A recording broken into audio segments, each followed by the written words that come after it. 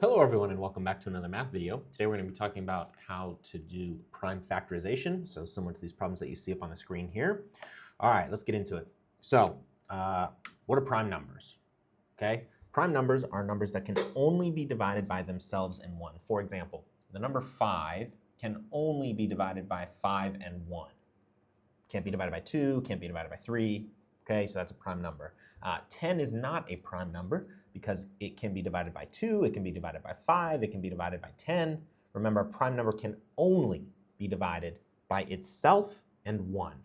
Now, I've got a list here of the first 10 prime numbers for you. We're going to use this list. So if you want to write that down somewhere handy, we're going to refer back to this a lot. So to do the prime factorization of the number 30, the way this works is we need to know 30 can be divided by which of these prime numbers, okay? It can definitely be divided by at least 1. It might be, and in this case, it can actually be divided, 30 can be divided by 2, 3, and 5. Does not matter which one you start with.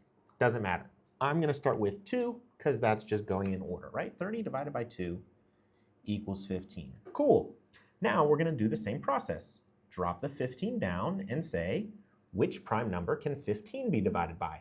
Again, I would go in order. Check 2. Does 2 work? No. Does 3 work? It does. So we'll put 3 here. 15 divided by 3 is 5. Cool.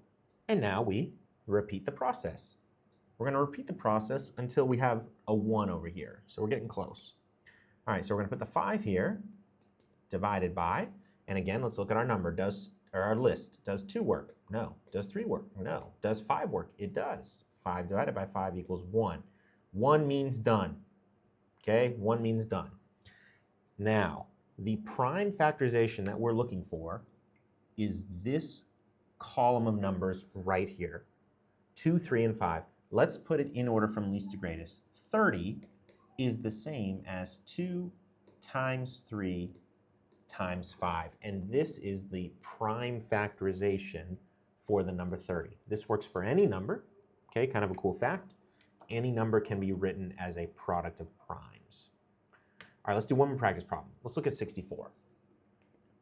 Again, if you need to look back at your list, then look back at the list. And in fact, let's just copy it over to this page. Okay, here are our prime numbers, made a little smaller so we have room. All right, 64. Let's start with our list. Let's just go in order. Is 64 divisible by 2? It is. So remember, we start with 64 divided by 2 equals 32.